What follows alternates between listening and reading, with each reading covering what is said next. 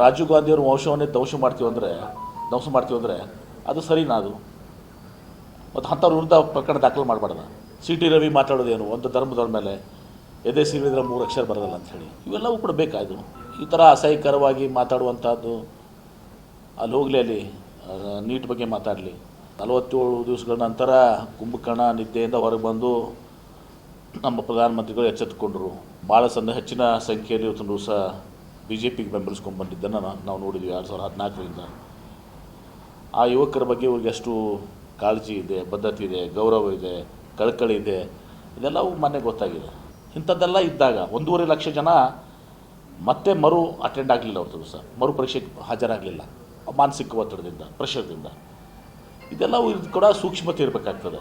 ಒಂದು ಕಡೆ ಬೆಲೆ ಏರಿಕೆ, ಇನ್ನೊಂದು ಕಡೆ ಆರ್ಥಿಕ ನೀತಿ, ಅವತ್ತು ವಿದೇಶಾಂಗ ನೀತಿ, ಎಲ್ಲ ರೀತಿಯಿಂದ ಇವತ್ತೊಂದು ದಿವಸ ಈ ಸರ್ಕಾರ ವಿಫಲ ಆಗಿದೆ. ಕೇವಲ ಅವರು ಬರೇ ಜಾತಿ ಧರ್ಮದ ಹೆಸರ ಮೇಲೆ ಇವತ್ತೊಂದು ದಿವಸ ಇಲ್ಲಿವರೆಗೆ ರಾಜಕಾರಣ ಮಾಡಿದ್ದಾರೆ.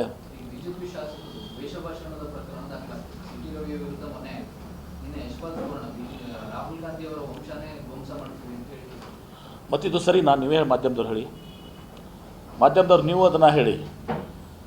ರಾಜೀವ್ ಗಾಂಧಿಯವ್ರ ವಂಶವನ್ನೇ ಧ್ವಂಸ ಮಾಡ್ತೀವಿ ಅಂದರೆ ಅದು ಸರಿನಾ? ಅದು ಮತ್ತು ಅಂಥವ್ರ ವಿರುದ್ಧ ಪ್ರಕರಣ ದಾಖಲು ಮಾಡಬಾರ್ದ?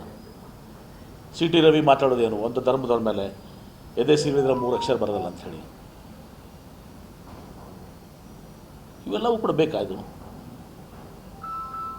ಈ ಥರ ಅಸಹ್ಯಕರವಾಗಿ ಮಾತಾಡುವಂಥದ್ದು ಅಲ್ಲಿ ಹೋಗಲಿ, ಅಲ್ಲಿ ನೀಟ್ ಬಗ್ಗೆ ಮಾತಾಡಲಿ.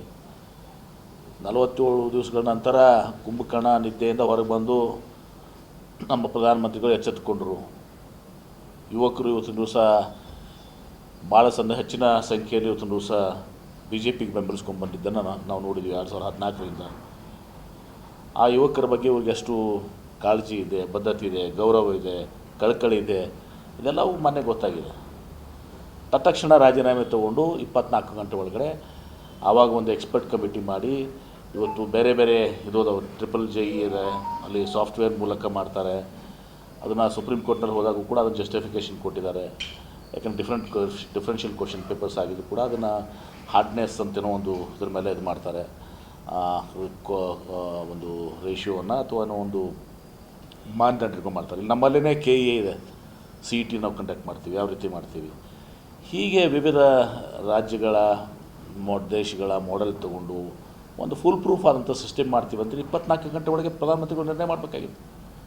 47 ದಿನ ಇವತ್ತು ಅಲ್ಲಿ ಎಲ್ಲ ಯುವಕರು, ಲಕ್ಷಾಂತರ ಯುವಕರು ಇವತ್ತು ಹೋರಾಟ ಕೇಳಿದಾಗ ಮತ್ತು 10-20 ಜನ ಇವತ್ತು ಪ್ರಾಣ ಕಳ್ಕೊಂಡು, ಸುಮಾರು 21 ಜನ ಅಲ್ಲ 21 ಜನ ಪ್ರಾಣ ಕಳ್ಕೊಂಡ್ರು. ಆ ಪ್ರಾಣ ವಾಪಸ್ ಬರ್ತದ?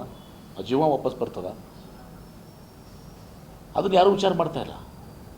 ಆ 21 ಜೀವಗಳು ಏನಾದ್ರು ವಾಪಸ್ ಬರ್ತಾವ ನಮಗೆ? ಆ ತಾಯಿ ತಂದೆ ಅವ್ರಿಗೆ ಎಷ್ಟು ಇದಾಗಿದೆ, ಆ ಜೀವಗಳು ಹೋಗಿದ್ದಾವೆ, ಆ ಜೀವ ಯಾರಾದ್ರು ವಾಪಸ್ ಕೊಡ್ತಾರಾ?